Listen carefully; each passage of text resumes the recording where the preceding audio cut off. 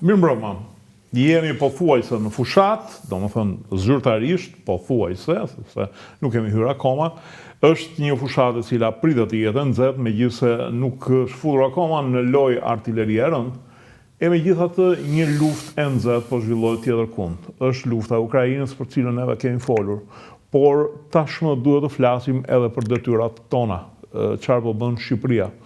Del që ombrella e NATO-s nuk është e mjaftueshme. Artikulli 5 nuk është i mjaftueshëm, sepse tani edhe shtetet e mëdha, ato që dikur e bazonin mbrojtjen e tyre tek Shtetet e Bashkuara, dhe të cilat shpenzonin rreth 50 miliard euro në vit për mbrojtjen, 50 deri në 60, kanë filluar të kenë frikë dhe të shpenzojnë për armatimin, sepse thonë që artikulli 5 nuk është i mjaftueshëm. Ndërkohë, çfarë po bëjmë neve? Sepse neve e kemi bazuar mbrojtjen tonë tek miqt. Po, si që thonë nga njëherë edhe miku, pos të pa që je i fort, nguron të vitet të ndihmoj.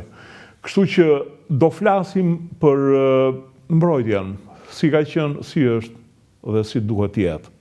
Kam të ftuar këtu zotin Arben Çuko, specialist sigurie. Zoti Çuko, mirëmbrëma, mirëserdhje. Mirëmbrëma. Shiko, se mbase ta bëra atë në qik panoramën e zymt, megjithëse e zymt është gjithë Europa. E zymt është. Dhe bashkë kemi folur që duhet bërë një emision të tillë, pastaj kush ka vesh ta dëgjoj, kush ka vesh nuk kemi që bëjmë. Do doja ta filloja nga e shkuara. Sa ushtar kishim, cila ishte strategjia e ushtrisë shqiptare, cila ishte le themi manuali i saj në mbrojtje, në sulm, si do ishte mbrojtja, çfarë armësh kishim, cila do ishte mënyra e përdorimit të tyre, nga e parashikonim të na vinte armiku, edhe tjera e tjera. Po e fillojmë më thjesht, sa ushtarë kishim? Kur e kemi pasur kulmin Once upon a time in Albania. Para të po e fillojmë, kështu është pjesa e parë. Ai ishte një herë. Këtë e them me trishtimin më të madh. Ai ishte një herë Shqipëria. Tash shiko, ushtarakët e kanë një vesë që gjithmonë, edhe në Amerikë ku është, dua më shumë para, dua më shumë armë, dua më shumë ushtarë.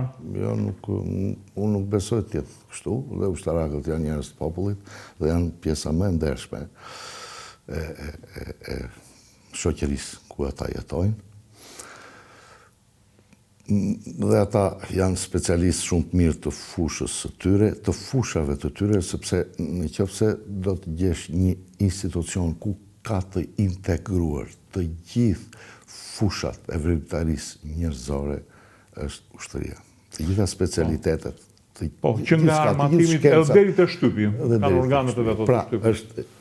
Shërbimin sekret, logjistikën, gjenjerët. Është i vetmi institucion, është një shtet brenda shtetit, që i ka të gjitha të integruara. Se kam marrë mallën këto, se unë e kam ngrënë 2 herë paradën. Edhe unë 2 herë kam kaluar paradën, një në shkollën Skënderbej dhe një në shkollën e bashkuar të saj kohe. Ushtria shqiptare deri në 91-shin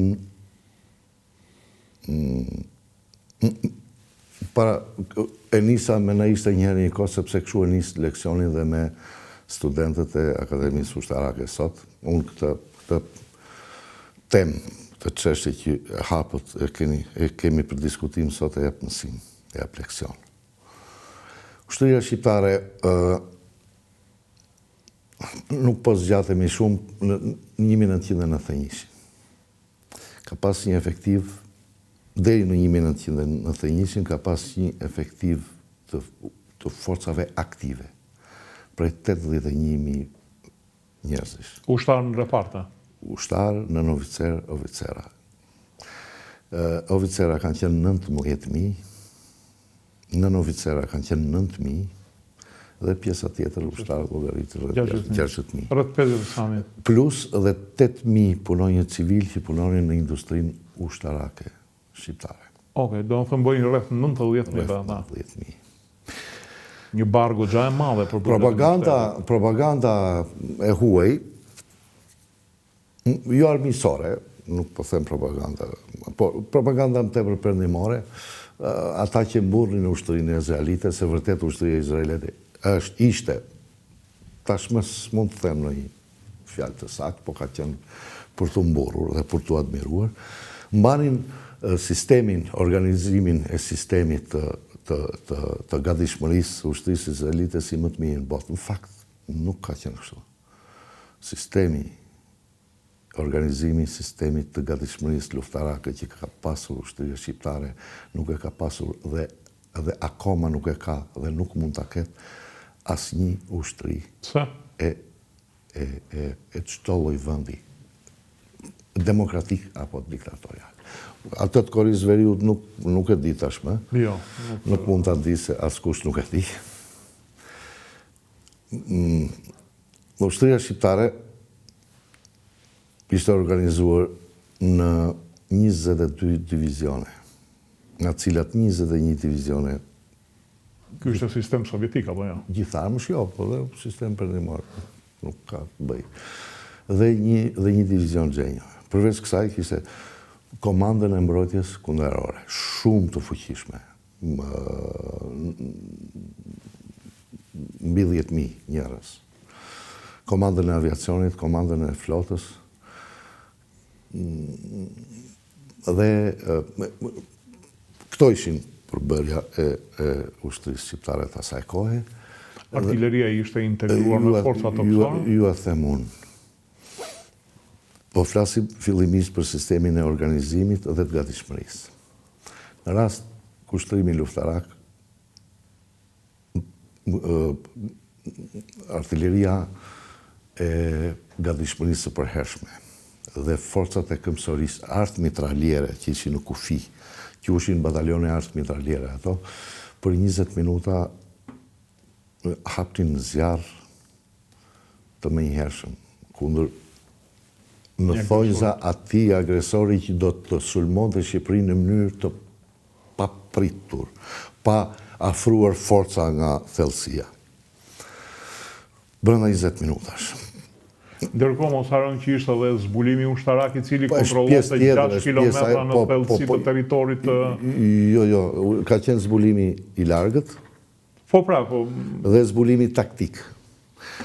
Vetëm batalione të zbulimit, ushtria shqiptare kishte 36 batalione të zbulimit, që kishin detyrë të kryenin zbulim në vijën e kufirit apo në vijën e parë të luftimit dhe të depërtonin në thellësi të teritorit të kundërshtarit dhe të ndërmenin veprime të luftës partizane, veprime të luftës guerilje.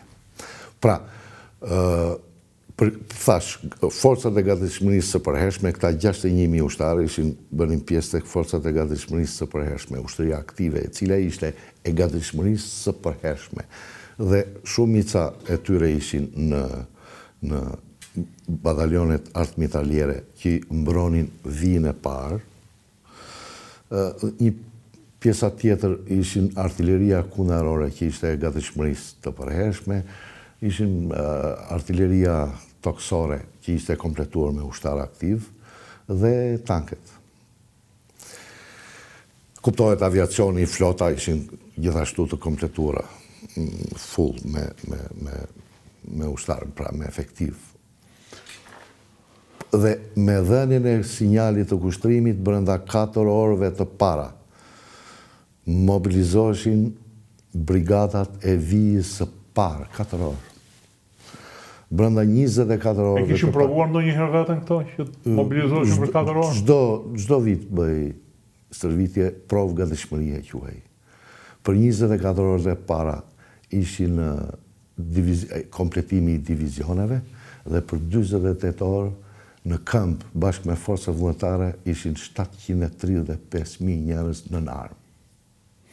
Këta ishin ushtarë? Kjo ishte gjithçka. Kjo ishte forca komplet, forca ushtarake që kemi pasur. Nga cilët, nga të cilët ushtria aktive, bashkëmerrëse, kur them ushtria aktive, divizione. Po shikoj që Ukraina sot 1 milion ushtarë kanë ndjerë dhe është, po themi, 20 milion. Unë po ju them të nga 18 vjeç deri në 45 vjeç ishte ushtria aktive. Pra, ushtarët e shërbimit detyrueshëm dhe forcat vullnetare që kompletonin njësitë, repartet dhe njësitë e ushtrisë shqiptare, këto 21 divizione. Dësa nga mosha burrat, nga mosha 45 deri në 60 vjeç, 60 vjeç jemi ne tash. Po. Edhe vajzat nga 19 deri në 30 besoj unë, kompletonin ato që në atë kohë quheshin forcat vullnetare. Pravavia. Sot, jo pravavia, forcat vullnetare kanë pas detyra goxha të rëndësishme. Sot Evropa po thot batalionet e mbrojtjes territoriale. Po pra, nisëm nga terminologjia është e njëjta gjë. Atëherë ne i thoshim forcat vullnetare. Ne edhe në Ukrainë, kështu i quhen forcat territoriale. Po pra, sepse ato kanë për detyrë të kontrollojnë territorin. Ushtria do merret në vijën e parë në përvavi, në thellësi të territorit, duhen forca ushtarake për të kontrolluar territorin dhe për të qenë nga disponibil në rast të hedhjes të desantit ajror. Ose në qoftë se kanë një çarje frontin. Ato s'mund ta mbulonin dot. Kishte ndonjë rezervë operative shtati? Ishin gjithmonë nga këta 21 divizione ka pasur 6 divizione të rezervës strategjike quheshin. 2 divizione të Tiranës, 1 i Elbasanit, 1 i Beratit, 1 i Lushjes, 1 i Burrelit. A që po i nxjerr sekret? Po, dikur, në ishte njëra një kohë. Llogarisi vetëm këtë. 114 brigada të këmsorisë dhe brigada sulmuese. Po mirë, këta janë shifra për të bërë harakiri, besoj se. Këto janë shifra të qëndësishme, kanë qenë ju desh këtyre politikanëve fëminor nga 91-shi. Fatkesisht deri para pak kohësh që të shkatronin dhe të azisonin gjithë armatimin dhe municionin që kemi pasur. Se mos vetëm atë, mos u bëj marrë, ju futën barë të gjitha dhe kështu. Unë thash variantin më të Po, Qugo, më të mirë. Qugo, djetë që kemi pasur 200 avion, skuadrilje, kam idenë që aviacioni në vitet 90 ishte i tejkaluar. Nuk një MiG-19 ose 21 nuk mund të haj me një F-16 amerikan. Jo, normal, jo. Absolut. Ndërkohë, kam besimin që në tokë, ku sot po të regohet që mbreti luftës është artilleria, ti më thej një shifër që neve kishim 150. Jo. Gryka zjarri artillerisë. 85 mm. Sipër ne kemi pasur 1500. Artillerisë me vjaska. Ndërsa gryka zjarrit të artillerisë mortaj, mund të them mira. Gryka të tilla. Po u them kaq, një shifër, një veprim matematikor. 114 brigada. 3 batalione, asnjë brigada jona nuk ka pas 3 batalione, kam pas 3 sipër, 5, 7. Varej nga drejtimi operativ që mbulonte brigada, konkretisht, për shembull, nëse do mbulonte grykën në Kakavin, apo nëse do mbulonte pjesën e Librazhit. Kjo brigadë që do mbulonte grykën e fushën e Dropullit, ka qenë shumë e fuqishme sa ajo tjetra që mbulonte Librazh. Një gryk do mbron. Një diçka. Pra, organizimi, madhësia, armatimi i njësive tona luftarake nuk ishte standard, një standard për gjitha. Po, ishin në bazë të detyrës luftarake, të misionit luftarak, të nxënësisë të terrenit. Një skuadër e jona, sa kishte? Një skuadra jona 11 kishte, si ku do në gjithë botën, skuadra aq ka. Ka skuadrës 10 mitraljerin, baza e skuadrës ishte mitralozi dhe granatesi i lehtë kundërtan. Dhe pjesa tjetër pastaj ishin në mbështetje të, po mos harrojmë. Ishte parashikuar që gjithë ushtria në front, ata që do ishin në vijën e parë ishin të armatosur me automatik? Me sa di unë shifrat, është një libër Fatos Voshtina, ta kam treguar, ja i ka qenë drejtori i industrisë ushtarake dhe i ka shumë sakta. Dhe me sa më kujtohet mu, automatik, ushtëria shqiptare ka pasur 260.000. Pra, e gjithë ushtëria aktive, pjesa e këmsorisë, nuk mund të japësh artiljerit. Po, e drejt, ose tankisi s'ka se je pa automatik. Jo, tankisi ka pas automatik me qytë metalike. nga përvoja e luftrave, tankistët kishin pistolet automatik dhe granata dore, që të bënin mbrojtje rrethore të tankut nëse do dëmtohej. Po, nëse e kputeshin zinxhirët. I kputin zinxhirët. Po, artilleria toksore, artilleria kundërore nuk ka pas... Aviacionin, s'kishte se kishin automatik ushtarët, ka qenë një logjik. Dhe doktrina e jonë, kombi shqiptar, shteti shqiptar historikisht në gjithë qëndësinë e vetë ka pasur doktrinë mbrojtëse. Po. Doktrina jonë zyrtare e miratuar ka qenë mbrojtje pozicionale aktive. Që do thot? Që do thot mbrojtje që në vijin e parë të kufirit. Beri, dëgjoj... Në thonjë, në një mënyrë tjetër, derivati ka qenë doktrina e frenimit. Deterenca që shkruat. Deterenca. Sepse në fundit qëllimi numër 1 dhe kryesor dhe i vetëm i ushtrisë është paqja. Dhe ushtria jonë, si vish pacem parabellum, në qoftë do paqja e realizoi për misionin e saj, ruajti paqen.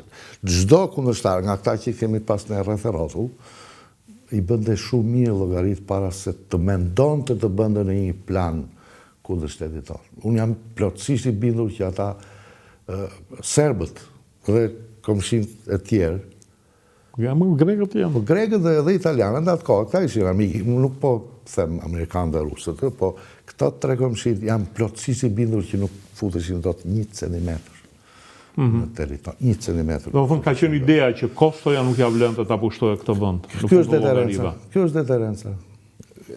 Po musulmove do lesh kockat, po mirë rri aty ku je dhe unë po rri. Që një gjakun nuk do ja vlej tokën që do pushtosh. Dhe sa do ta vëzohesh në gjendje ta mbash. Sa do ta mbash. Po, e vërtet është. Kjo ka qenë... Është kjo që është sot në Ukrainë, që rusët nuk pretendojnë ma tanë lumit. Jo, po ne po e shohim konkretisht ashti. Në fillimet e luftës, Ukraina u tërhoq. I la territor që të fiton dhe kohë.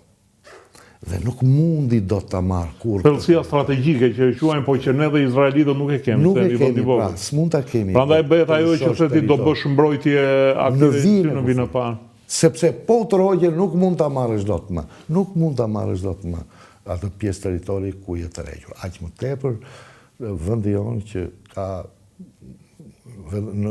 drejtimet strategjike të depërtimit në vendin tonë janë Lugina. Sa mund të na binin neve nga toka? Në çfarë drejtime ishte llogaritur në ato kohë që do mbrohej?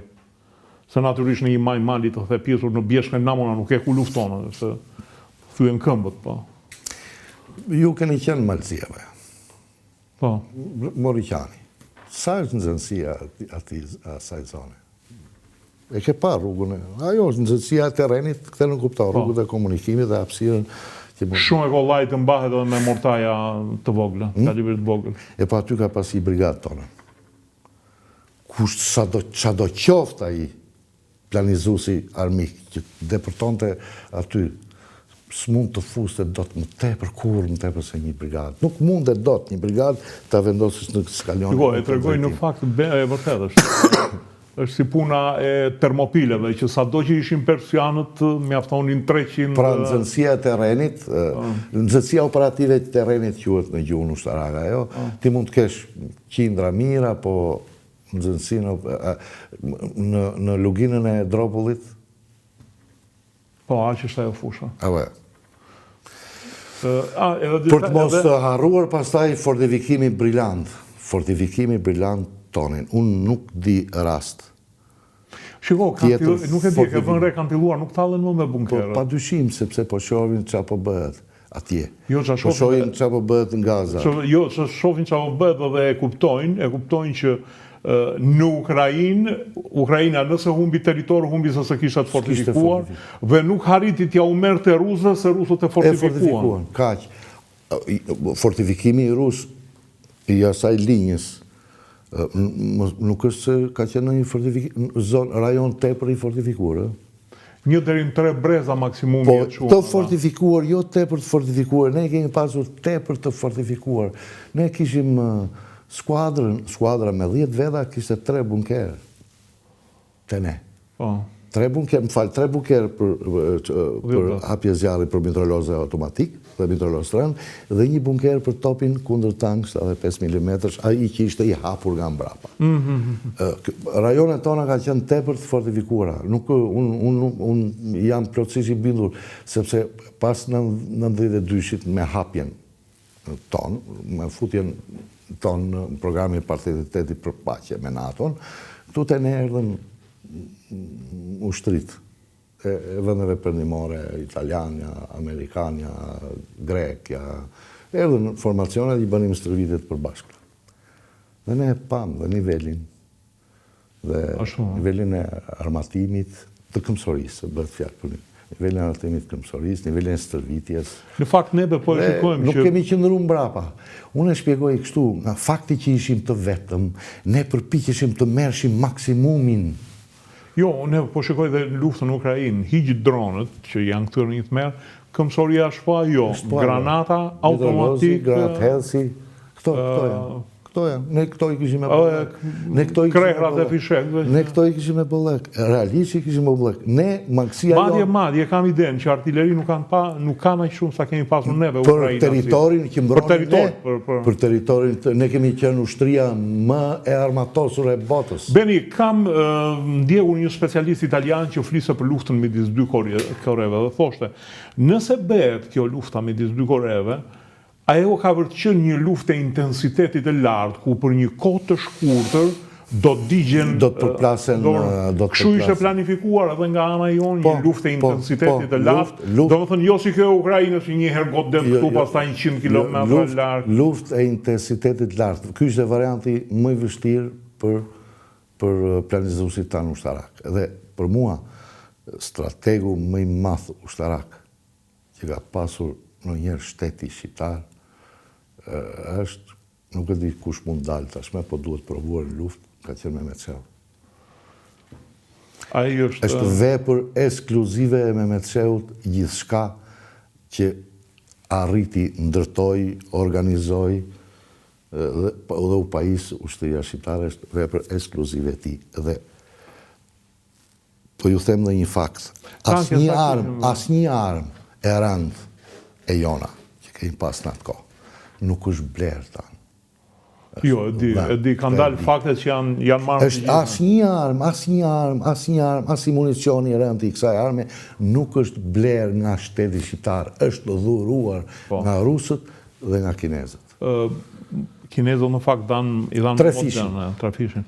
Kinezët dhanë 3 fishin. Sa tanke kemi pasur? Atëhere, tanke T-59 kinez, kopja të 54-ës, e modifikuan pak kinezët, po gjithsesi ajo është lufton akoma, ka tanke që luftojnë të tillë. Po, i kam pa. 760.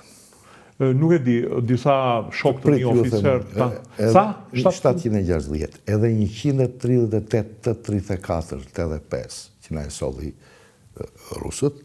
Ato janë planifikuar më tepër të luftonin të groposur? Të groposura. Edhe në drejtimet më të ndihmuese, për shembull, Peshkopia ka pasi batalion tankës të 34.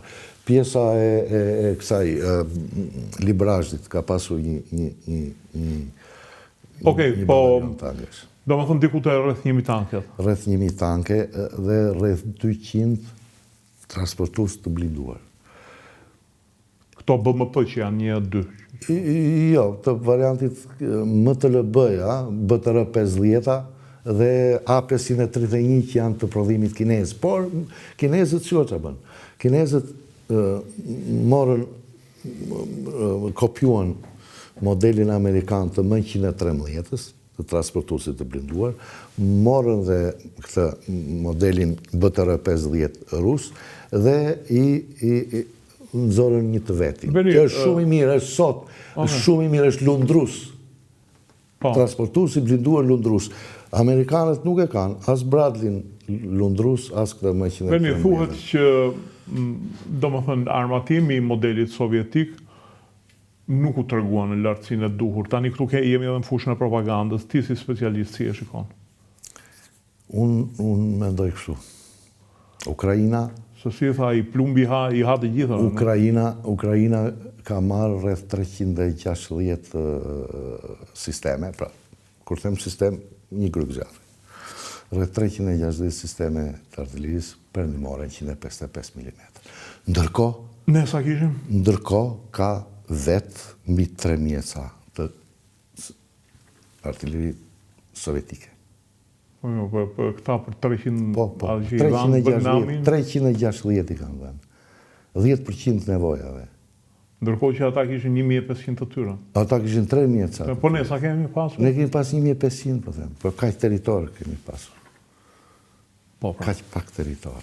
Do të thënë gjithë vija e frontit ton mund të shkonte në rastin se sulmoheshin nga 2 krah 360 kilometra. Ata e kanë... Po, mos harroni luginat. Po pra, janë vetëm lugina, malet nuk e që bën. Aq më tepër që ne, traditat tona ishin luftë malore. E kemi pasur dhe këmbëleta faqe bardh, po zakonisht e... Këmbëleta kur s'kishim as shtet, as korrizim, kur kishim organizim fisnor. Dhe atëherë kemi bërë luftë, edhe kundër serbit dhe kundër këtyre tjerëve. Por me azallasi e përmend aleat e NATO, Stipanesa. Po, mirë se me që e përmende NATO, po e shikojmë gjithë, po e shofim evropianët dhe nësë parë. Ne do të këshim parë shumë vite në parë, po ikën. Beni, atëhere, pas ka pasur për tanket ku do përdorish, në përmalja apo do përdorish në ultrasin përndimore? Atëhere, unë po ju them vendosjen e brigadave të tankeve, Shkodra. Për fushën e nën Shkodrës? Laçi, Zallherri, Sauku, Vora. 5 brigada deri tash. Elbasani. 6. Berati. 7. Lushnja. 8.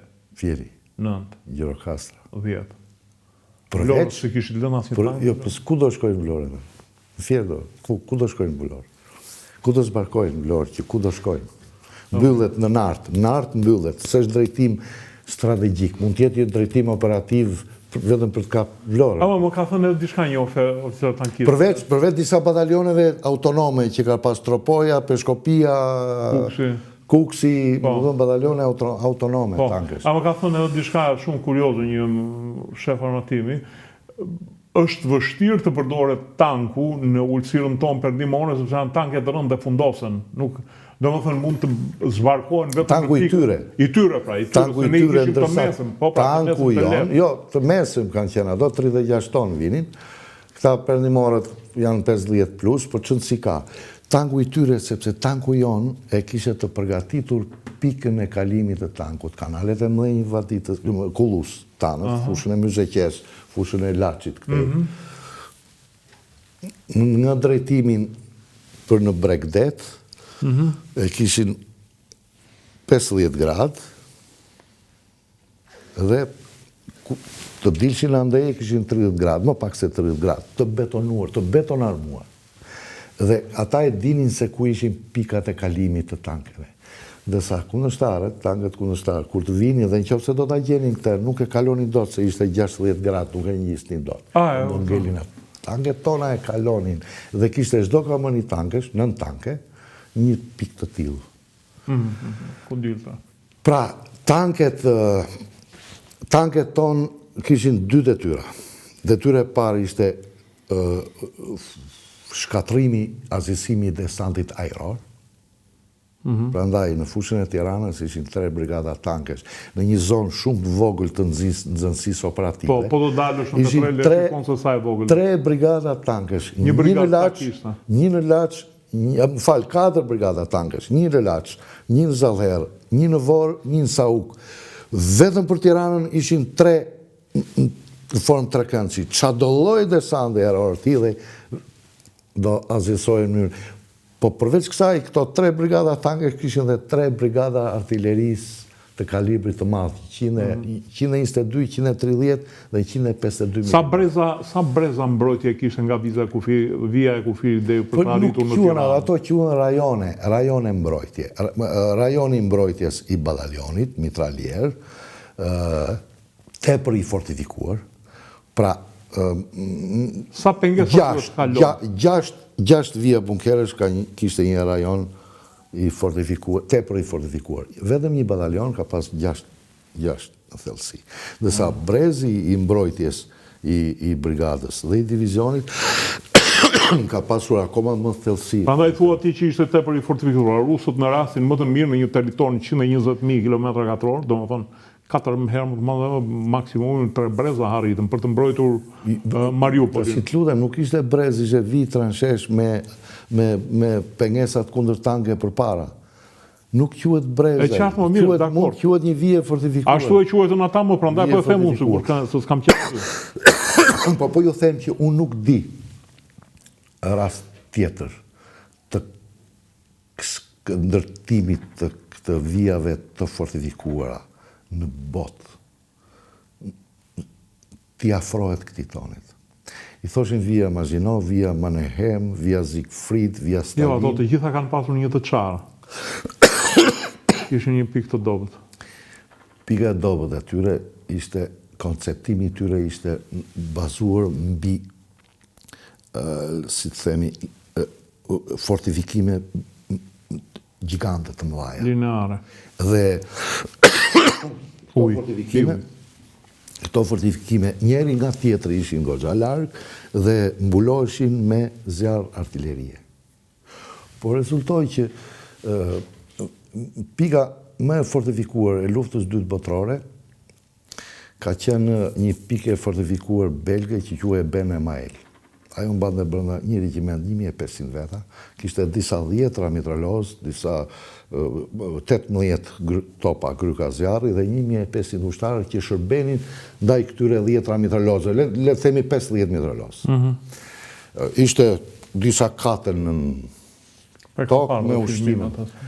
E pa ajo u pushtua vetëm nga 60 parashutistë, sepse ata nuk parashikonin ta nxirrnin ushtarin belg nga fortifikimi dhe të jepte kundër sulme nga ana. Ndërsa kurse ju na kishte llogaritur mish për top, po, ndërsa këtu përveç zjarrit ishte, prandaj quhej mbrojtje pozicionale aktive. Përveç zjarrit ishte edhe kundër sulmi. Fillonte me kundër sulmin dhe mbaronte me kundër. Beno, kam iden që edhe lufta e droneve këtu te neve nuk ashtu, se me sa malje që kemi kur dua të shkoj nga një herë filmoj me dron, ka satelit. Prisë lidhje. Kam frikë edhe kjo lufta moderne nuk pi ujë këtu te neve. Shikoni djali kameramani kur shkon, vënde i zë, vënde si zë vala e dronit. Pika jonë më e fortë, ju thash doktrinë mbrojtëse, pika jonë më e fortë për mbrojtjen ka qenë batalionet artë mitraliere. Batalioni artë mitraliere ishte një repart gjigant, ku kishte 3 kompani mitraliere, 1 kompani automatikse, kishte komanin e mortajave, komanin kundër tanke, me topa kundër tank dhe komanin kundër aerore. Ma ato si që e kishim neve. Granat Hez. Jo, Granat Hez, ja i 120 mm. Jo, 75 mm kundër tank. 75, a ishte kundër tank? Kundër tank. Po, nuk është se... Që ishte si me gryk të zjaruar? Top pas mbrapsje 75 mm. Kopje kineze e një topi amerikan. Nuk ishte efektiva? Kundër tankeve modern, nuk ishte efektiv kundër tankut. Ka qenë efektiv kundër transportuesve të blinduar dhe kundër këtyre pikave të fortifikuara, fushore. Dhe llogaritë këto kompanit mitraliere, një kompani kishte 3x9, 9 skuadra. 9 skuadra, një skuadrë e ati organizimi kishte 3 mitralozë atërën. Pra, 11 veta ishte skuadra, 3... 12.7? Jo, 7.62 her 54 mm, mitralozë atërën shumë të fuqishëm. Dhe komanin automatikse, në qovë se kundërshtari do arrinte në mes ati ferri plumbash dhe predash për balë, do arrite të deportonte, komania automatikse, që kishte 120 veta, vetëm automatik dhe mitralozë të letë, jepte kundër sulm nga kraft. T'ju tregoj dhe 2 minuta një që para se të diplomoshi më oficerë në aqonin praktik në reparte ushtarake. Edhe mua me disa shok të tjerë më qëlloj që të shkoja të bëja praktikën tek batalioni mitralier X Amilit. Nuk do them emra se unë i kam shkruajtur ato. Nuk do them emrin e komandit batalionit dhe shefit shtabit batalionit atje. Nëse do të tregoj një të bukur për Ksamilin. Kur gjatë kohës që kryeja praktikën atje, u dha kjo sinjali i provës së gatishmërisë luftarake, që do të thuhet që për 4 orë të kompletohej batalioni. Me gjithçka të shkonin në bunker dhe të ishin gati për hapjen e zjarrit. Unë djaleri 21 vjeç. Edhe më thot komandanti i batalionit, bashkë me shefin e shtabit, Arben, merre këtë kompaninë se s'po na vjen ai komandanti i kompanisë, edhe lutem ti çosh, pa Aksamili aty në breg të zënë bunkeret. Edhe unë djaleri dhe fillova duke u fol atyre rezervistëve, që shpejt se ja dhe erdhi greku, ja dhe kështë Korfuzi, po vjen greku shpejt, i thosha unë atyre. Më dëgjoj e komandi batalionit, më dhati që këtu. Më së thuja shuta se këta të gjithë greka. Po mirë, i thash, po, si kam. Me një faqe kodre, tu i gjitur me ne, ishin kjo komania automatikse. Dhe tha, po, këta vijës parë, grek janë, shikon këta këtu, tha, këta janë qoben shqiptarë,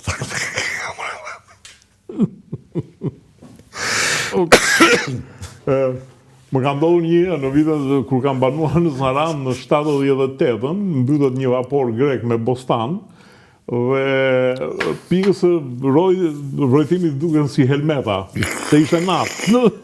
Bostanët jeshil, po rryma po i bide drejt Shqipërisë. Dhe u shpall alarm u tum Saranda, mbajmë nuk kam qenë i vogël, domethënë. Edhe, kështu që dhe më tregon një miku im, i cili është në Amerikë, Arben Deda, i cili ka komshi një grek, i cili është nga këto ishujt e vegjël të Korfuzit, që janë që edhe u bë dhe sherri për çështjen e hartës detare. Dhe ai thot, peshkotarë që kur dilnim në det për të peshkuar, kishin frikë të kthenim edhe kokën nga Shqipëria, janë të çmendur, thoshta të qellojnë ata, thotë. Katër rusin, pas flasin për flotën më sa. Po, pastaj, atëherë, vim në ditët e sotme. Jemi në momentin që po vihet në dyshim NATO-ja dhe artikulli 5 i saj. Do me thënë, në rastin më të mirë, tje ke thënë edhe më përpara me diplomaci, 2 javë duhet ja dalin vetë sa t'ju lëm kohë atyre miqve që të vinë. Mirë po, pak si vështirë të vinë miqtë, se thonë, trima mbauni ju jeni vje pari që jo, pastaj kur të vinë të ne, ja u tregojmë me qepin. Sa të marrim ne vendimin politik, t'ja transmetojmë komandës së bashkuar të NATO-s, dhe komanda e bashkuar e NATO-s ka 5 ditë në dispozicion që të dislokoj forcat në rajonin e luftimeve, jo t'i hedh në luftim, t'i afroj aty një, pastaj, pra, ne edhe në qofse... Do me thënë mua do më duke e çuditshme që një portugez ose lituanez të vinte të vritej për neve. Do vinë ata, do të dislokohen aty, po ta lëm këtë variant, po marrim variantin më të mirë për ne. Ai s'është varianti mirë për mua, po ka qenë për politikën deri tash më i miri. Aktivizimin e plot të nenit 5. Brenda 24 orëve u mor vendimi politik i udhëheqësve të NATO-s, në rast që u sulmua Shqipëria dhe është sulmuar NATO. Sepse kur na sulmoi Italia, ishin të gjithë për peshkim dhe nuk i ranë në mendja asnjërit. Ju thash, komanda e bashkuar do 5 ditë kohë, ka në dispozicion 5 ditë kohë që të ofroj të forcat e ndërhyrjes së shpejtë që kanë dispozicion në Evropë, në rajonin e luftimeve. Po nga që ata janë të shkallës shumë të madhe, këta Amerikanët apo dhe tjerët, rajonin e luftimeve nuk quajnë Shqipërinë, se është shumë e vogël, quajnë Italinë, do i afrojnë Italinë, pastaj të shohim e bëjmë të vinë në Shqipëri, apo dhe në Greqi. Dhe duhet 6 ditë kohë. Ne 6 ditë nuk konkretisht me gjendjen e sotme Ka filluar modernizimi i ushtrisë. Janë porositur sistemet e armësh, bazuar mbi luftën në Ukrainë. Janë porosit sistemet e armësh. Shpresoj që të kenë ardhur apo të vinë sa më shpejt, po tash radha për sistemet e armëve është bërë shumë e gjatë, shumë e madhe. Ka filluar, pra, leadershipi jonë politik dhe ushtarak. Unë më tepër e kam me ushtarakët tanë se sa me... Duhet të përtasin ata, thotë. Janë ndërgjegjësuar që gjendja jonë operacionale është pa mjaftueshme, në rastin më të mirë pa mjaftueshme, dhe duhet forcuar ushtëria, duhet riarmatosur ushtëria, dhe duhet zgjeruar ushtëria, dhe duhet të mberen masa të tjera shtesë. Një nga masat, shtabi i përgjithshëm dhe Ministria e Mbrojtjes, mendoi rezervist. Është një nga masat. Mirë, prit pashkuar aty. Gjermanët thanë do hedhin para 1.000 miliard, sa i kishin bërë në plan të hidhnin. Se e nisën me 100 me përfunduar 1.000 miliard. Mirë po ka dalë një problem i madh, s'ka njerëz. Dhe këtë problem kemi filluar dhe ne, se s'kemi më rini, ka shkuar nga 27-38 mosha mesatare. Apo kemi mjaftueshëm thuati për sipërfaqen e territorit që kemi, dhe për konfigurimin e territorit që kemi. Dhe konfigurimin e territorit. Sepse Gjermania që nga Berlini deri në Kremlin nuk të zë syri kodët. Jo, është nga Pirenejt e deri në Urale është fusha veriore. Është fusha veriore, aty janë bërë gjitha konfliktet, gjitha pushtimet, gjitha ripushtimet. Gjatë gjithë historisë moderne të Evropës. Unë mendoj që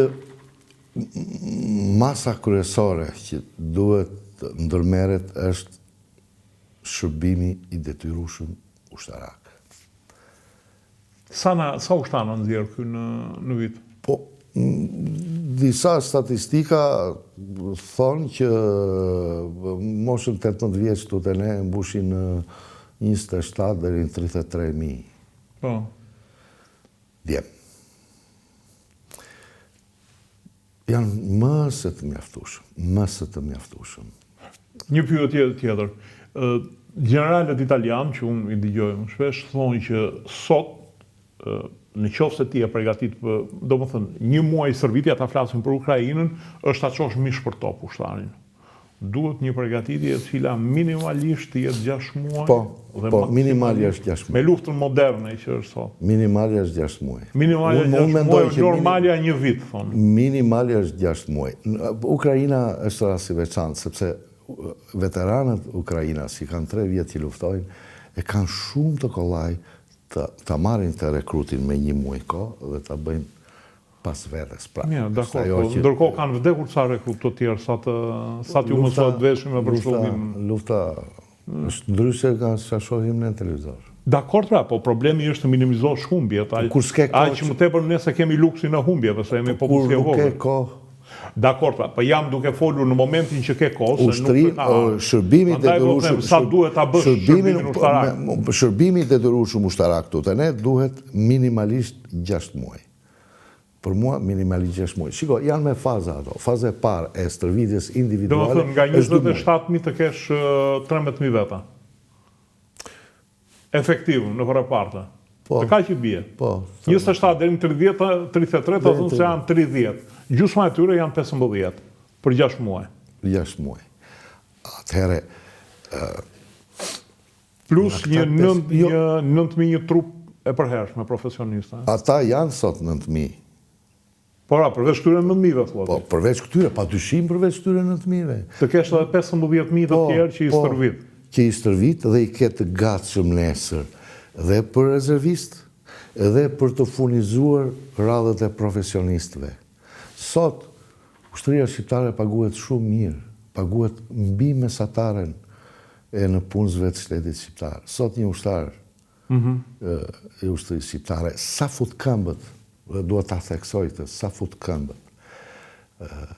me 900 euro, rogë. Po, pas ka ndryshuar shumë nga koha ime. 900 euro, rogë, me 9 vjeçare, se nga që ka pasur munkesa, ka pranoj dhe me 9 vjeçare. Ushtar. Dhe merr 900 euro rrogë. Një pyetje. Okej, sot ushtria Ukraina se e ka moshën mesatare 53 vjeç, mos gaboj. Po, nuk e besoj ta ketë 53. Okej, shifra e Ukrainës dhe, kjo. Nuk e besoj. Këto batalionet territoriale, po, mund t'jenë 53. Mosha mesatare, thonë ata, me gjithë ato unë kam parë në filmimet që japin këto, me mjekër të banë me njërën e tjetën, duke futur dhe territorialet, pa tjetën. Territorialet mund t'jenë 53 vjeç. Më falë, gabova, 29 vjeç. Po nuk është pak. Që bë, 5 vjetja. Shiko, mos harrojmë që edhe një 60 vjeçar i sotëm nuk është njësoj me 60 vjeçar para 40 vjetë, sepse stili jetesës, ushqimi... Shiko, lufta e sotme në Ukrainë...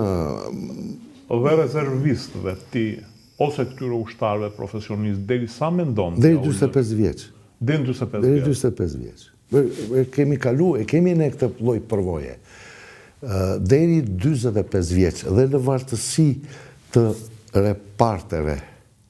Tash ai ushtar që kishte bërë 2 vjet apo 3 vjet në tanke, do shkonte prapë në tanke. Ai ushtar që kishte bërë 2 apo 3 vjet në artilleri kundërore, do shkonte prapë në artillerin kundërore. Si do shkonte prapë? Atje tek në rast lufte. Pro, në rast lufte do të mobilizohej tek specialiteti i tij që kishte bërë. Edhe si rezervist. Edhe si rezervist aty do shkonte. Më kupton, dallim bënin repartet e zbulimit. Thash, kemi pas 36 batalione zbulimi. Ata zgjedheshin të rinj, të fuqishëm, shkollat e mjeshtrisë sportive, sportistë, kudo që ishin, shkonin të gjithë në batalionet e zbulimit, që donin aftësi fizike. Pjesa tjetër, si pas, për shumë e thjesht, ata që mbaronin shkollën për matematik, për fizik, në artilleri. Shkonin në artilleri, të gjithë. Aviacion. Jo, inxhinieria mekanike në aviacion. Inxhinieria mekanike shkonte tek tankët. Tek tankët. Po në ekonomisë do ku na çonit këmbësori. Mish për top.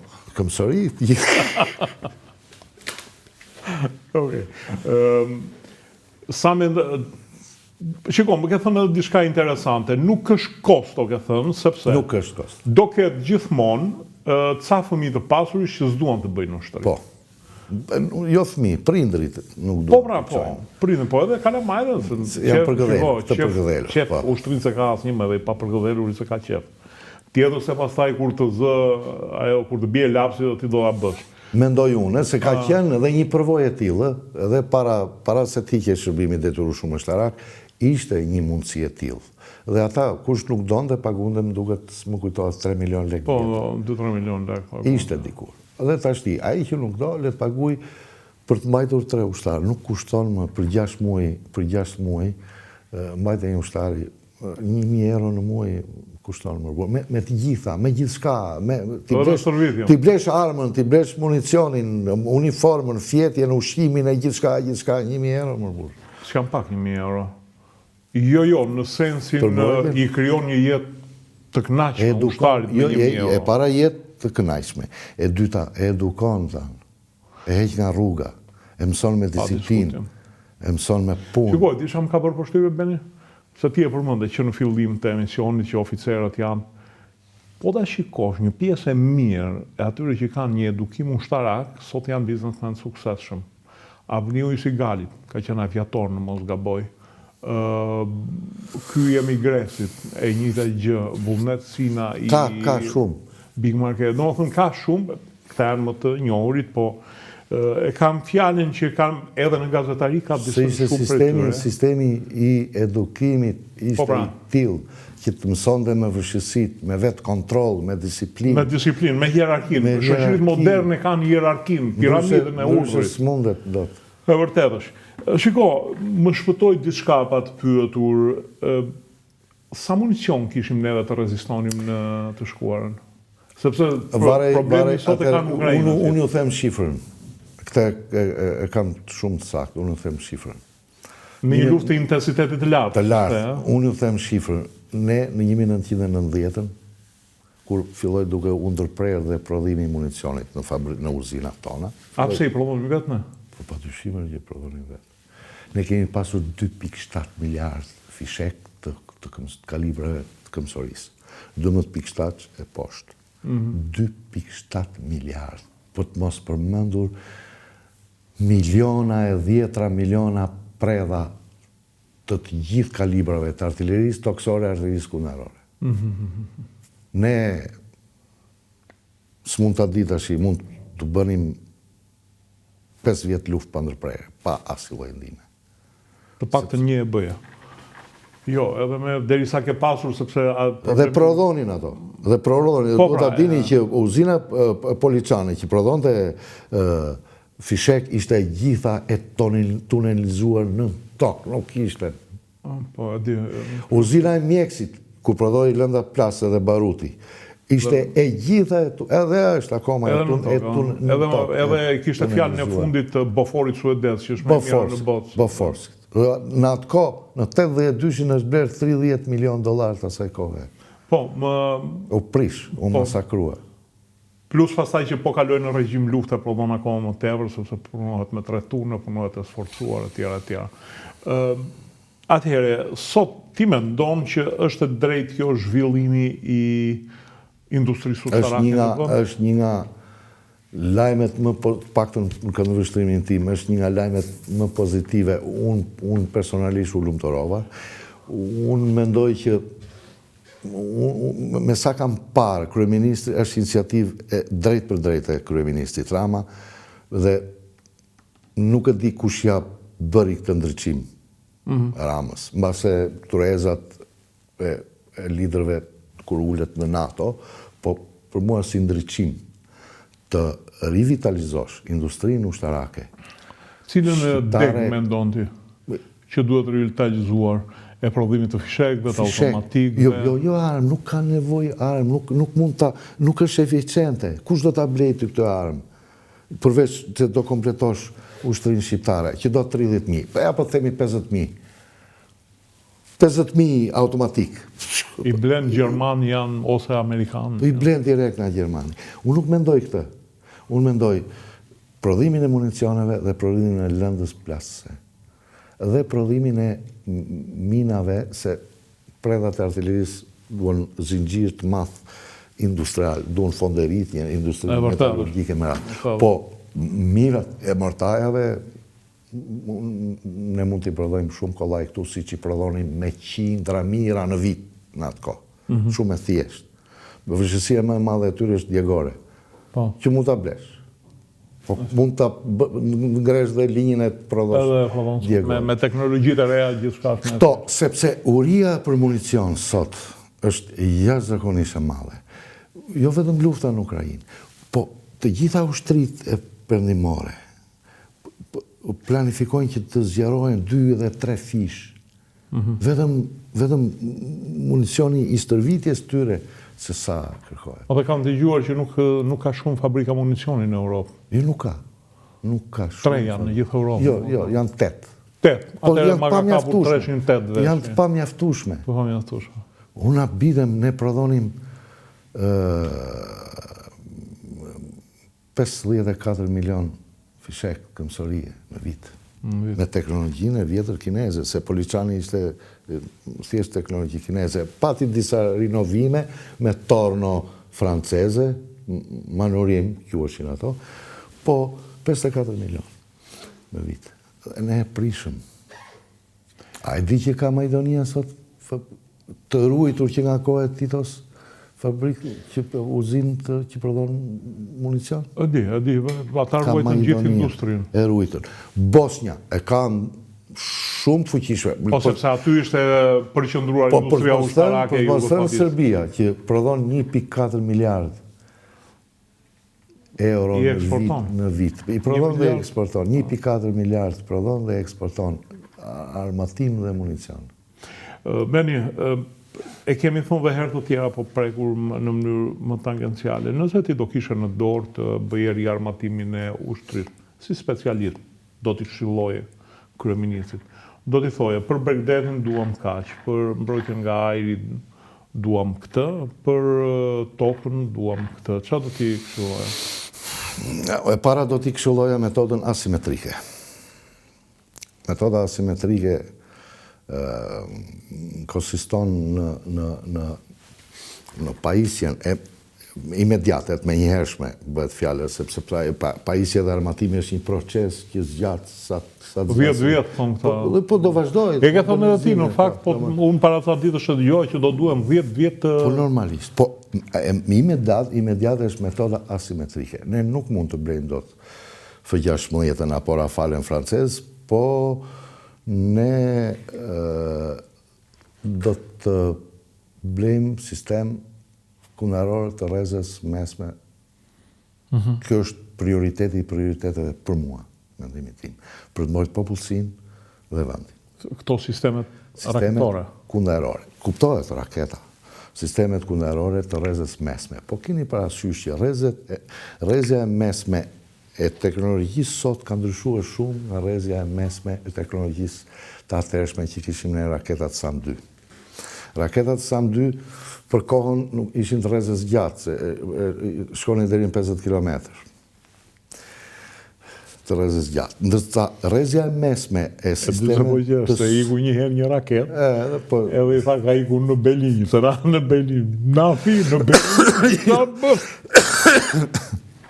Sot rrezja e mesme përfshin nga 30 deri në 70 km distancën dhe nga 5 deri në 20 km lartësinë. Po mendoja një sistem të tillë në Tiranë, 70 në veri, 70 në jug. Jo në Kukës. Jo, për ta mbrojtur që mos është të vinë në Tiranë, them. Ose për të mbrojtur dhe Kosovën, një them. Po pra, se ato të lëvizme janë. Kjo është prioriteti i prioriteteve. Po sigurove këtë, pastaj siguron dhe ndërton mbrojtjen kombëtare të shtresëzuar.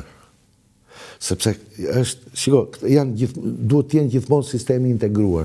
Nëse do blejmë ne një sistem norvegjez që ka dalë shumë i mirë, NASAM quhet ai, apo Aster francez, dhe francezët janë majat apo Iris të gjerman, do të duhet që vetë këtë sistem të krijosh një mbrojtje të afërt dhe do blesh raketat.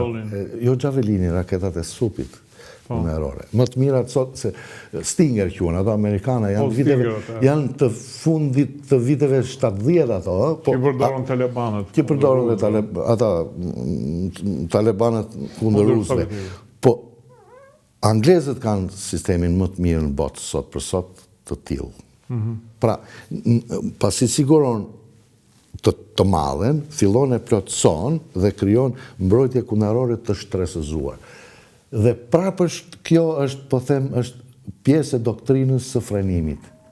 Sepse një raketë e tillë, le të themi bën 300.000 euro që lëshohet, po një raketë 300.000 euro mund ta shkatërrojë një MiG-29 shumë kollaj, që mund vi nga veriu. Por një Rafael? Po duhen 3 raketa. Duhen 3 raketa. Po shkatron një që kushton 50 milion. 50 milion. Pra pjesë dhe deterencës, po dhe asimetrisë. Për aviacionin. Plus dronët. Sot ushtria shqiptare e ka nisur, për mua, e ka nisur ushtria shqiptare. Janë 3 dronët e parë. Mund të bëhen dhe 3-13 që nësi ka, po e ka kryu repartin dhe ka kryu përvojën. Aq përvojë sa mundet. Por tashmë lufta në Ukrainë ka treguar që asnjë armë artillerie, asnjë skuadër këmbësorie nuk mund të luftojë dhe veprojnë në fushë luftimit pa pasur dronin e vetë. Dhe ukrainësit sot, për mua, janë më të mirët në botë, më të mirë se amerikanët, më të mirë. Ukrainësit dhe rusët, më të mirët në botë sot për dronet. Merë 2 specialistë nga Ukraina. Meri, me pagesë, meri dhe të ndërtojnë ata, bëjnë ata, se janë më të mirët. Pra, nevoj urgjente për dronë. Dronë të zbulimit. Janë dhe këta FPV-t që kanë dalë, këta të vejlit. Po pra, këta janë kamikazët. Janë taktikë. Kundër pikave të fortifikuara. Po, këta janë rrezës taktike. Dëgjoja intervistën një ushtari Ukrainës që thoshte këta në kanë pjell belaja, sepse vjen shkatron droni qendrën pikën e fortifikuar dhe pastaj vinë me njëherë 2-3 ushtarë rusë që bëjnë asgjësimin e... Normal, po e njëjta, pse edhe rusët kanë mësuar. Po ukrainasit janë mbështetur plotësisht me dronët. Prodhojnë 1,5 milion, prodhojnë. Po pra, në kushtet e mungesës së ndihmave për predhat e artillerisë e tjera. Ne kemi shumë kollaj, ne du ta kryejmë se s'bën repartet e dronëve. Kjo është për forcat aerore. Për forcat toksore, mendoni luginat. Unë mendoj që 3 deri 5 brigada të gjitharmshe, se nuk mund të thuhet brigada këmbësurie, brigada gjitharmshe dhe do të ishte plotësisht e mundur deterencë. Për vendin? Për vendin. 3 deri 5 brigada. Kemi parasysh. Sa bet? Ka një brigadë? Varet ju thash nga drejtimi. Sa e mendon të një brigadë? 3 deri në 7.000. Po 5, le të themi. 35.000. Ti plotëson edhe me ata që ke, nuk është nevojë të mobilizosh rezervistët. Po duhen kriju zinxhiri. Mirë, po është edhe ndrimi turn edhe... Duhet kriju zinxhiri. Një brigadë ka disa batalione, ka batalione artillerie, ka artilleri kundër tanke, ka artilleri, kur them artilleri kundër tanke, raketat kundër tanke, artilleri kundër aerore, që mund të jenë raketat e supit apo këto topat automatik qitje shpejt kundër aeror. Kuptohet gjenjo, mbrojtja civile ka shumë rëndësi dhe tek ushtria jonë mbrojtja civile është zhvilluar shumë, me mjete, me forca, me kapacitete, po.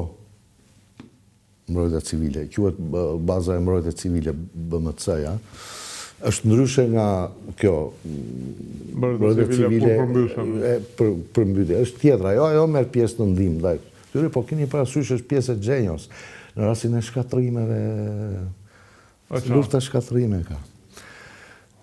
Për flotën, 2, ne nuk kemi më fuqi të mbajnë. Unë mendoj që kemi edhe fuqin për të marrë disa nije shumë shpejta me raketa, po gjithsesi një sistem me raketa tok-det.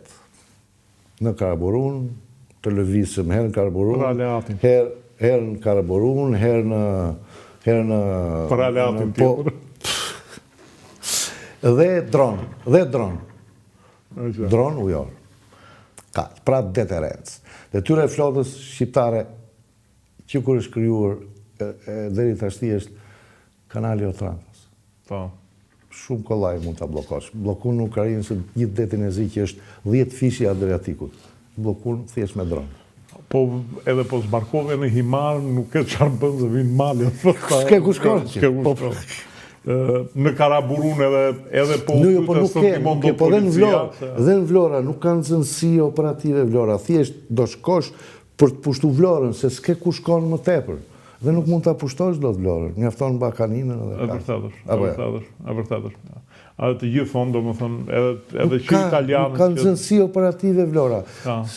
Nuk ka qëllim të mëtejshëm Vlora, sepse zbarkosh në Durrës do të pushtosh Tiranën, por në Vlorë ku? Thjesht do pushtosh Vlorën. Dhe kush ka synim? Edhe Levrit. Lumë në Vlorës. Okej. Beni, dua të bëj një pyetje të fundit, të parafundit, se edhe një pyetje për Ukrainën do ta bëj sa s'bënën. Po për këtë paktin Shqipëri, Kosovë, Kroaci. Shumë e mirë, është pakt mbrojtës. Është pakt mbrojtës. Është pakt deterence. Unë jam prapë të ideja. Frano Tuđman, kur filloi shkëputjen nga Jugoslavia, i kërkoi Rugovës që ne po i bjem nga veriu, ju bjerin nga jugu dhe serbët nuk kanë ku shkojnë. Nëse po flasin se... Okej, serbët nuk janë popull... Mbase ka qenë, mbase është pjesë e legjendave, po... Jo, s'është pjesë e legjendave. Është vërtet. Rugova i tha që ti ke njësi territoriale, se ata i kishin, unë e kam popullin dhe e qoj në vetë vrasje, s'kishës me gur, nuk mund t'i qoj.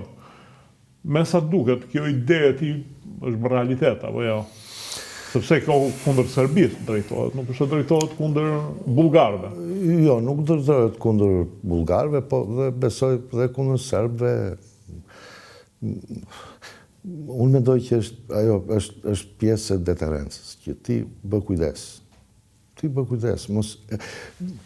është armatosur Serbia ta, është armatosur shumë.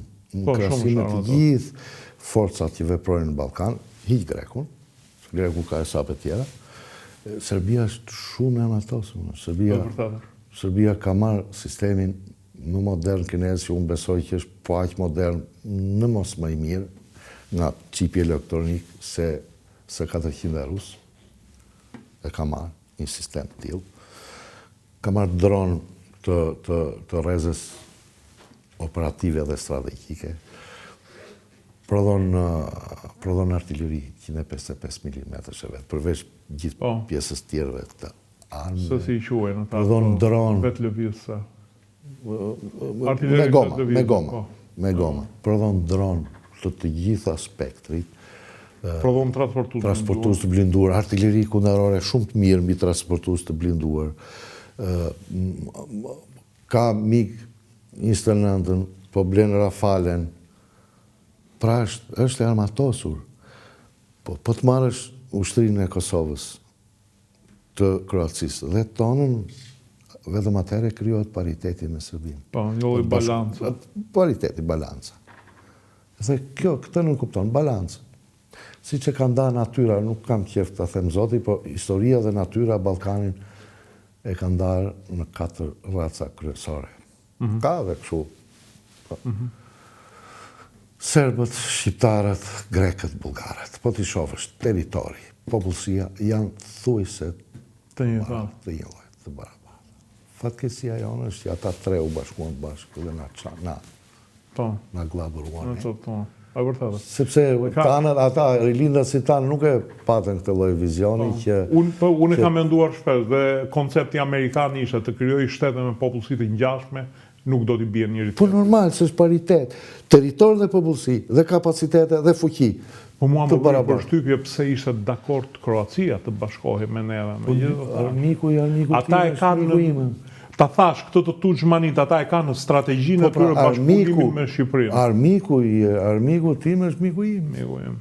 Logjike thjesht dhe u bë gjë shumë e mirë. Qofse do vi kushtet politike. Ka dalë dhe kjo e reja. Armiku i mikut tënd nuk është gjithmonë armiku jot. Po jo gjithmonë, po shumë herë është. Sepse ja e tregoj rasti i Trumpit tash. Po. Beni, një pyetje të fundit. Luftha në Ukrainë, unë dëgjoj vështirësi e madhe, por rezistenca e ushtrisë ukrainase të është për të admiruar. Unë i kam admiruar. Elasticiteti tyre, fantazia në mbrojtje. Që ditën e parë unë i kam admiruar. Para për vullnetin dhe moralin shumë të lartë. Të kesh moral dhe vullnet të hekurt, të përballosh me vetije të plot ushtrinë e dytë të botës, me gjithë gabimet i bërë rusët, në planizime, në ekzekutim, po të ditën e parë, po them. Dhe ata mësuan, u përshtatën, hidhin idera të reja, mbyllin deficiencat që kishin armatim në municion, dhe në ushtar, me fleksibilitet, dhe duke përdorur armatimin e pakët krahasim me rusët, me efektivitet shumë të lartë. Gjuj dhe largohu. Lëvizshmërinë e kanë pasur shumë. Ashtu e kanë ruajtur ata armatimin. Tashi, tanke Leopard, atyre janë shkatruar 39. Janë dëmtuar dhe shkatruar 39 sot. Në krahasim me 3000 catë atyre tjerëve. Janë shkatruar tanket të tyre, normal që janë shkatruar dhe, po synimi rus, sidomos propaganda ruse donte Leopardin dhe Abramsit. Për t'ju treguar njerëzve se çfarë intensiteti ka e luftë, vetëm për të pushtuar atë rajonin e Veriut të tyre. Sumin? Jo. Ku? Cili veri? Rajonin e Veriut, si që është komplet shiriti tyre. Kurshku i takon?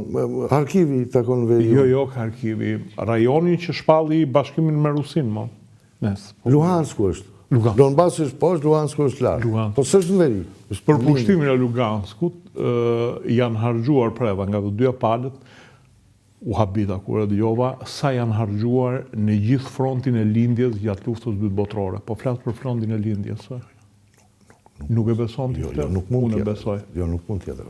Sepse 3 milion prella që prodhon në Rusi në vit janë harxuar gjitha dhe herë 3 vjet i thonë 9 milion.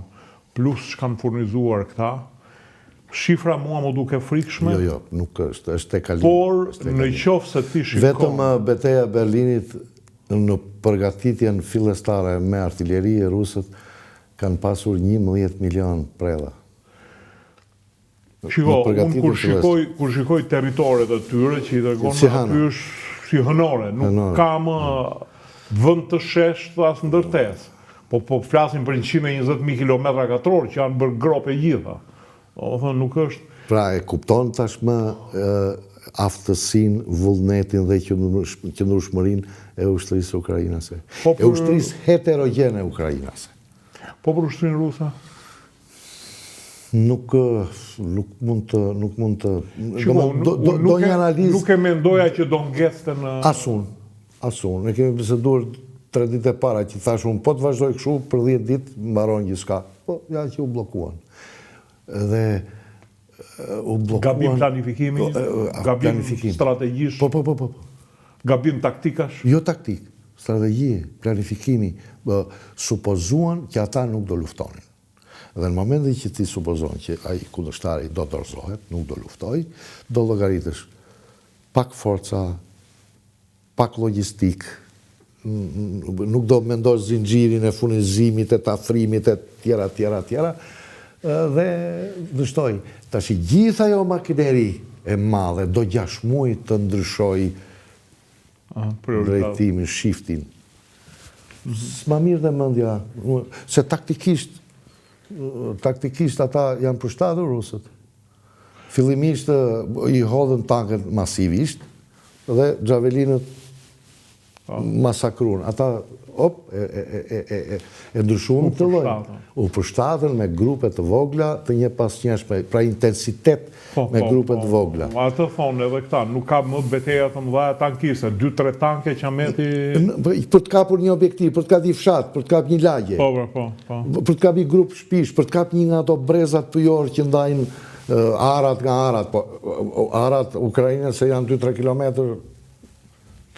Megjithatë, ka general përndimon që thonë, neve këtë lloj lufte, me këtë intensitet, në këtë gjendje që jemi nuk e përballojmë. Janë të papërgatitur përndimi. Do me thënë, po flasin kështu italianët, spanjollët, po dhe amerikanët. Anglezët, thonë, do me thënë, se u folë që do qojmë trupa në Ukrainë, po thanë shiko, Anglia sot nuk bëndot një divizion me efektiv të plot. Aq kanë. Anglezët nxjerrin maksimum 20.000 bashkë me marinsat.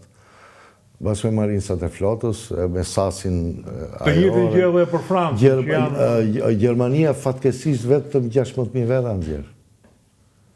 Të njëjtën gjë thanë edhe për Francën. Po dhe Franca, po Italia mos ta llogarisin fare. Llogarisë ata fusin e Guardia di Finanza e fusin forcat ushtarake. Kemi kaq, po pra nuk italianët e dimë edhe çështje.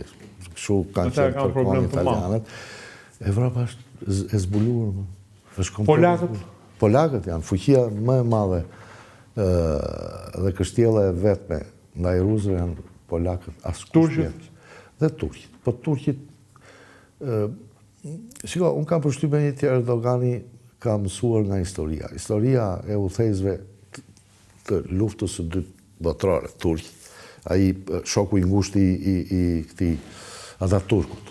Ataturku vdek 38 e mori ky shoku i ngushtë. Ja ka marrë emrin se si e ka. Ismail. Ai e shmangu futin e Turqisë. Po, në luftën e dytë botërore. Nuk pranoi dhe me Hitlerin, nuk pranoi as me Churchillin. E shmangu dhe bëri gjithë mirë. Unë mendoj që Erdogani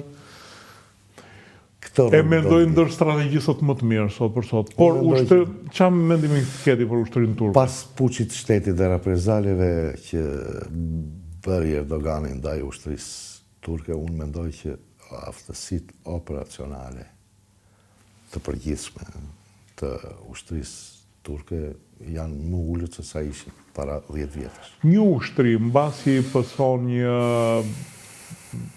një spastrim, si që pësoj jonën 74-ën, ose si që pësoj ushtria turke, sa kohë do ju ta marrë veten? Derisa të vi brezi tjetër, i komandantëve. Spastrimi ndodh tek lideret e udhëheqja, te liderët. Po mirë, spastrojnë ushtarët. Derisa të përgatitet brezi tjetër i komandantëve. Neve kur e morëm veten? Unë mendoj që ne morëm veten në 82-shin. 82-shin, pas 8 vjetësh. Në atë kohë, kur u bë ndryshimi organizativ ushtrisë, nga korpuse në divizione. Edhe Rusia, në fakt, në bas pastrimit të generalve sovjetikët, 21.000 oficer u vranë nga Stalini në 37-39. Edhe ata imagjinonë në tensionin e Rusës dhe me zia dolën për 6 vjetë të merrnin veten. Dhe ata ishin të gjithë komandantët e armatave, komandantët e korpuseve, komandantët e divizioneve, komandantët e regjimenteve. Që them një komandant i aviacionit rus të frontit perëndimor, general Kopecki, që kishte nën komand 3.800 avion, ishte 38 vjeç.